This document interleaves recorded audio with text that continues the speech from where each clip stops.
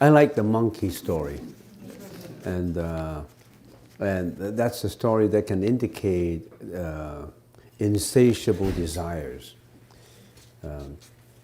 I was in Malaysia last month, and I saw coconut trees, but I didn't see any monkeys. And probably that's the old way of getting monkeys. Because nowadays, I don't think they need monkeys to get the coconuts. They have technology good enough to catch it without the coconuts. My first question, I have two questions in here. The first question is, how was your trip to Malaysia? Who are your audience? Oh, yeah, I just came back from Malaysia. Last month, I was in Malaysia. I was invited 1 year ago by the Malaysian Buddhist Society Association to go to 5 cities to give lectures 1 year ago, and I finished just last month. We went to Butterworth, Penang, Ipoh, Kuala Lumpur, and Malacca. 5 cities in about 10 days. In 10 days, so I think I gave total lectures of about 7 to 8. And who are the audience? I have a total audience of about 2,200 in total. And I have different experiences in different cities. And it's a long story. And I have also some mystical experiences that I encountered when I was in Malacca, and that would have to be shared later with you, and just to keep you in suspense so that you come for the next time. Anyway, so we have a lot of experiences in Malaysia, and when we first landed in Penang, P-E-N-A-N-G, Penang. Penang is a city. It's a very large city.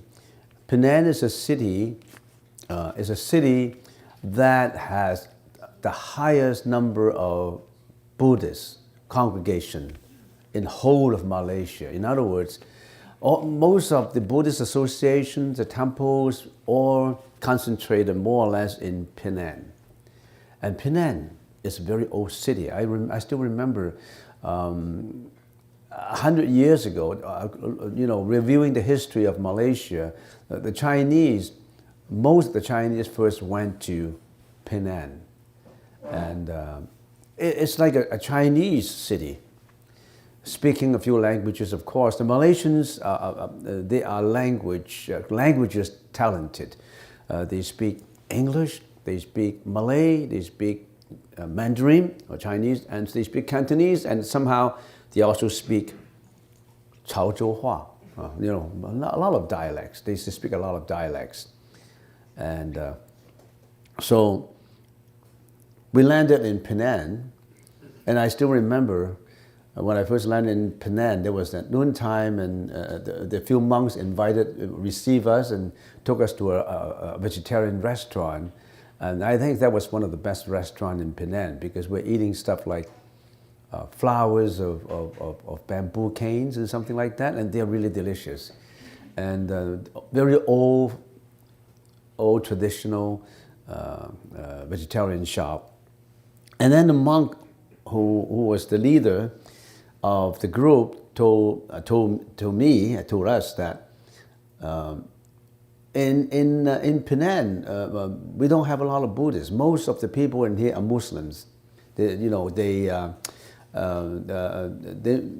don't expect a large audience, he said. He said, I have been a teacher for 15 years around here, And every time when I taught, there are about 7 or 8. I thought it's 700 or 800, but it's 7 or 8. In the Chinese language, it's 700人，我以为是 700 or 800. Actually, it's 7 or 8 people.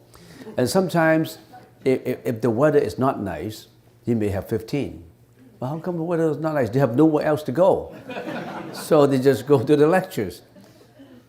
And so he did not want to disappoint me, because don't expect a huge audience. And also your first trip is in Butterworth. The distance between Butterworth and Penang is just about a bridge away. That's one of the longest bridge connecting Penang City and Butterworth. Butterworth is a smaller city named after a governor, a British governor at that time, and his name is Butterworth. And I think he was responsible for planning to build that bridge. And Butterworth is a center for shipping and logistics, shipping logistics, and it's a quiet city, but it's very clean. It's a clean city, and the traffic on the bridge is always jammed. So it took us about an hour and a half or 2 hours to drive that bridge. And if there's no traffic jam, it will be just about 20 minutes. But then it took an hour and a half. And so on that night, we tested the sound systems and everything, and we expect to see what happened, how many people will show up. And then suddenly a small group show up, and that group was from Singapore. 3 people. They actually fly from Singapore and coming to Butterworth. And finally, I have an audience of about 260 people. 260 people show up. And after the talk, the president of the society of the Buddhist Society said, "Oh, that was really good. That was really good. We've never had that before. We have no such, a number of audience before." But anyway. And when we're in Penang, we visit ancient temples. And one day in Ipoh, I-P-O-H, Ipoh. And Ipoh is just like Canada. Quiet, peaceful, fresh air, bungalows. And what is interesting to me, they speak Cantonese. Everybody speaks Cantonese in Ipoh. So I don't have to speak in Putonghua. I don't even have to speak in English. So it will be free for me. That's my mother tongue. So I can just talk and talk. And about 500 people, more than 500 people show up. And they have open public eateries that are really attractive. And a huge place, it's open with only, with the cover. And they have, because Ipoh, it's at the foot of mountainous areas. So they have the best water system, because water flows from the lakes in the mountain. And also they have fresh air in the mountain. And the food is fantastic. As good as the good food in Hong Kong. Really good. And when I was in Ipoh, I encountered something uncanny, inscrutable, because I was looking for rocks. I was trying to get rocks for a rock garden that I planned to build a rock garden in there, on the farm. And I was trying to get some good rocks from China.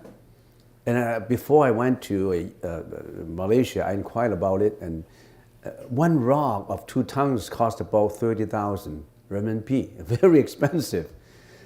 Very, very expensive. So when I was in Ipoh, and there was a participant who used to be a deputy minister of foreign affairs or something, who was sitting by my side, in a vegetarian restaurant. And I was talking about, because Ipoh was at the foot of a mountain, I thought there must be a lot of rocks and landscaping rocks and stones. And I said, "I'm looking for rocks." "Oh, you're looking for rocks? Oh, that's good. And here we're famous for rocks. And you want to talk to the president of our rock society?" "Oh," I said, "of course.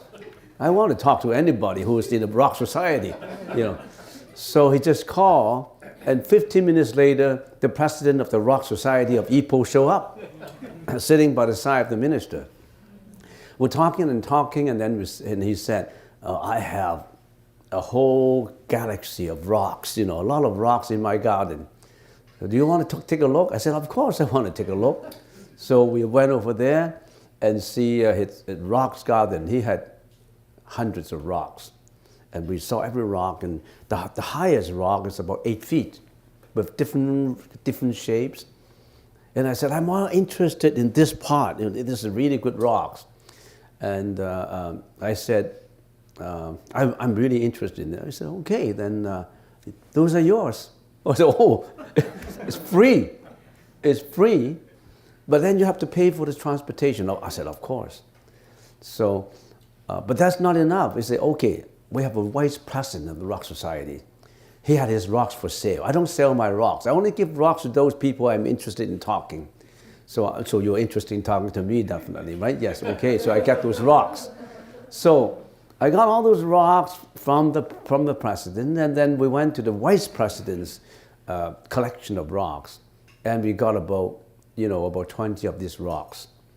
And of course, they charge for it, but a reasonable price. So right now, I think people in Ipoh are arranging for the shipment of those rocks. And I said it's not easy because you have to spray it and make sure that all the soil is washed off from the rocks. And also you have to put crates around it to make sure that it doesn't break when you ship it, when you hoist it up onto the container. So a lot of work to be done. Unfortunately, we have very good volunteers, so they're helping out. And so we will have a good collection of rocks for the rock gardens in the future, and that's what we plan to do in there, So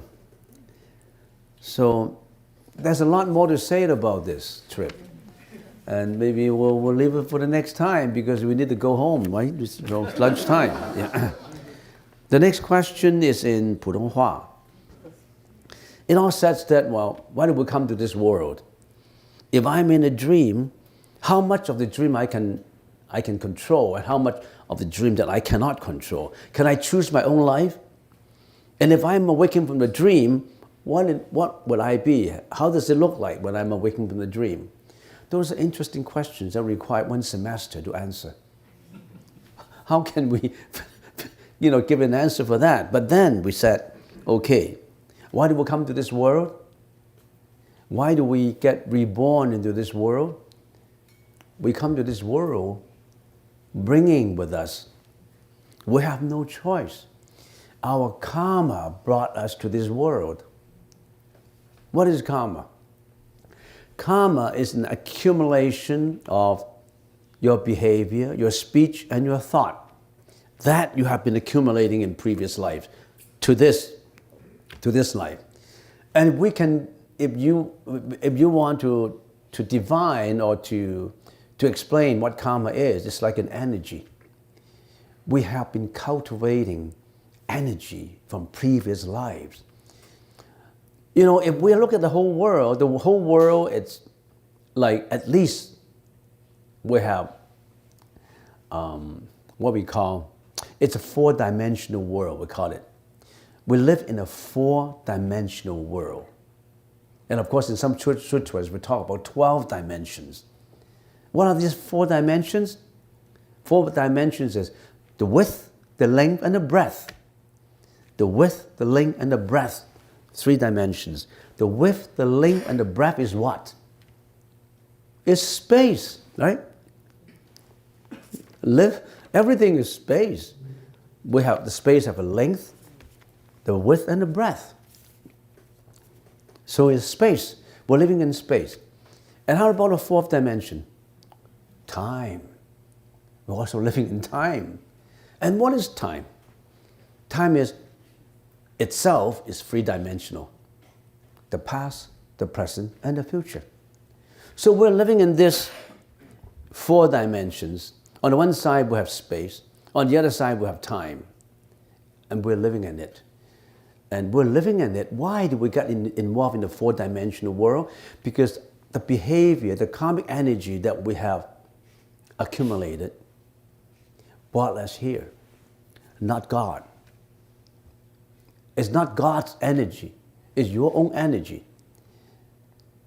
You think about it. If you have been brought here by God or created by God, why do you have to suffer? If you are a real father of your children, you wouldn't have created a bad child and then test the child and send him to hell or send him to heaven. You would have created a perfect child. Right? So you accumulated your karma from previous life because of cause and effect. And the nature of this karma is either good, bad, not ugly, good, bad, and neutral. So if you have a lot of bad karma, which means that you cultivate a lot of bad causes, and this life you'll be suffering because of what you have done in the past. Good, vice versa, good karma will bring you have good life. And we're in between. Most of us, we're in between. We did some good things and some bad things, and that's the reason why sometimes we suffer. And some people are richer than the others, some people are more healthier than the others, some people look handsome, some people look ugly. We're all different because our karmic energy, everybody is different. And that's why we come to this world. We brought our karmic energy into this world. We cannot control it. And it says, if we're living in a dream, how much of the dream we can control and how much of this dream we cannot control? Half and half. The part that you cannot control is the part that you have already done. How can you redo yesterday's done? What has been done, how can you redo it?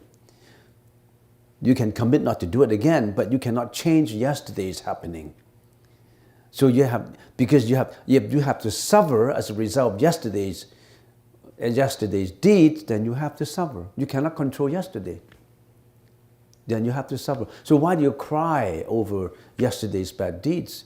You can learn not to commit it again, but there's no point in crying it, because crying it does not mean that you have to go through it. You don't have to go through it. So we cannot change what's been done, but we can change for the future.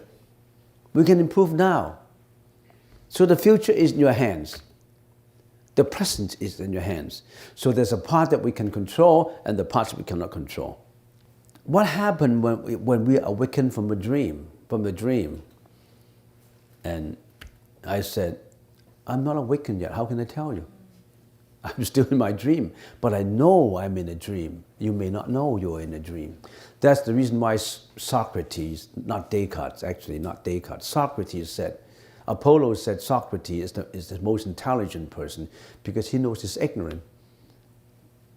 And Socrates is going about a market I'm looking for people. Who are these people? People who know they're ignorant. People who know that they're in a dream. But people do not know that they're in a dream. Socrates is the wisest because he knows he's in a dream. For people who knows they're in a dream, they are the wiser people because they want to get awakened from a dream. But those who are in a dream, you never know that you are in a dream. You're still looking for that dream of what? That dream of looking for wealth, sexual misconduct, relationships, material gains, selfishness, depression, anxiety, fear. You are in a dream. It is time that we should seek for awakening, seeking for that awakening. Don't dream anymore. We are a dreamer. Imagine that we're not a dreamer. That song imagines that everybody is a dreamer. You see, did you hear that song called Imagine? Imagine that I'm not alone. I'm not the only dreamer, but we are all the dreamer.